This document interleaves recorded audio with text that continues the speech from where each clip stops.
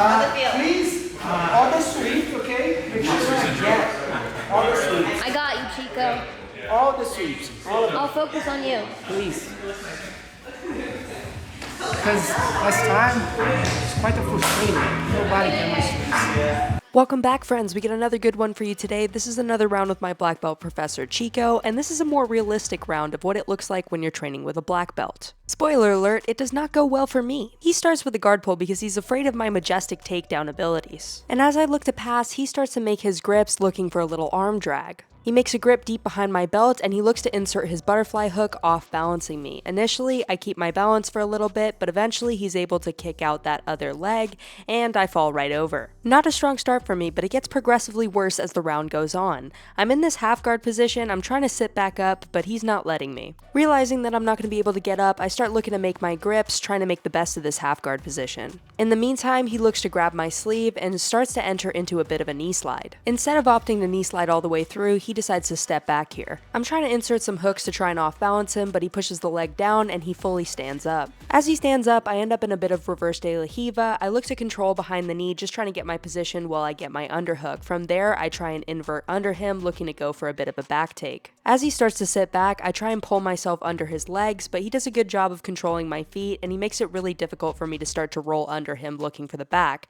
So instead, I start thinking about ways I can sit up. I'm using my foot as a hook to try and extend his leg out, and I make a grip on his pants to prevent him from standing up. Since he also has a grip on my pant leg here, it makes it really difficult for me to try and scoot that leg out in technical stand-up. Instead of trying to break the grip like anyone with brain cells would do, I stay here in this position for way too long, and when I eventually do go to sit up, he comes on top. Now we end up back in that same half guard position. I want to try and technical stand-up to bring him back, but it's not really working. If I had an ounce of explosiveness, maybe I could come up for a single leg, but instead he sits his knee down heavy, and he's looking to pass again. But this time, it's with a bit more pressure, so it's about to get really tough for me in a second. I have my half guard locked up, and I look to underhook the leg here, trying to hold on to his leg as best as I can to prevent him from passing immediately. From here, he starts looking to control my bottom side arm, and he's trying to step back. I try and extend my legs to prevent the step back, but eventually he is able to step all the way back. Then he starts looking to open up my lapel, possibly looking to set up a little lapel crossface. In the meantime, he sees the opportunity to grab my knee, and he looks to sit back, trying to slide his leg all the way out, going for the pass. To prevent this, I try and underhook his heel and frame him a little bit so that he can't slide the foot out. But that leaves me in a very vulnerable position when he decides to step back. He's able to put a lot of pressure on me in this position, and I don't have a lot of opportunities for off balancing him. I'm doing my best here to try and use my 2 feet like chopsticks, trying to pull him back, and I'm also having a frame on his neck, just trying to get a little bit of pressure off of me. What I should do here now that he's postured up is scoot out and try and recover my knee shield.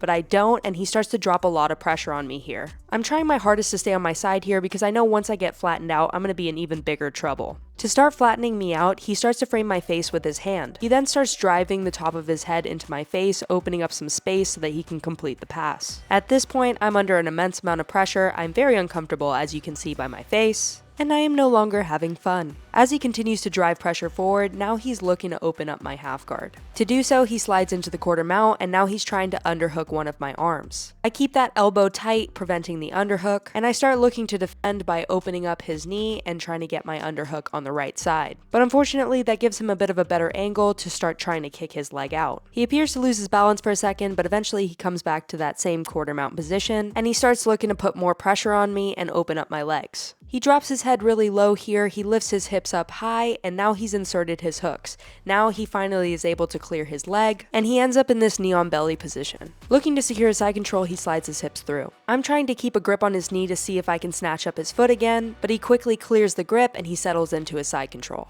Now there's not much I can do but try and get my frames in, so one of my frames goes to his hips and the other frame goes to his shoulder. He slides his hips all the way through and gets on his knees and then gets into a more classic side control position. And now it's about to get 1,000 times worse for me. He has a nice crossface in, and now he's looking to make me turn my head to the other side to look away from him. As you can see, he keeps adjusting his position until I fully look away from him. As you can tell from the expression on my face, I'm having so much fun. He starts to control my knee here, possibly looking to slide into the mount, and I frame him and push away, but unfortunately the camera overheats, so we jump ahead a little bit. And of course, the one part that is caught on camera is him trying to wrist lock me. He starts to lock up that wrist lock, and I'm feeling it immediately. I start flailing about, trying to make sure he can't get this finish, so as he starts to apply more pressure, I start trying to walk towards the head and bridge, just trying to do anything I can to hold on for a few more moments. At this point, the wrist lock starts to get really tight, but through stubbornness, grit, determination, and ego, I refuse to tap. But thankfully, the time runs out before he's able to finish this wrist lock. Thank you so much to Professor Chico for allowing me to film this round, and to Coach Caitlin for filming. Thank you guys so much for watching. Please like, comment, and subscribe if you're enjoying this content. And I'll see you guys in the next one. Bye!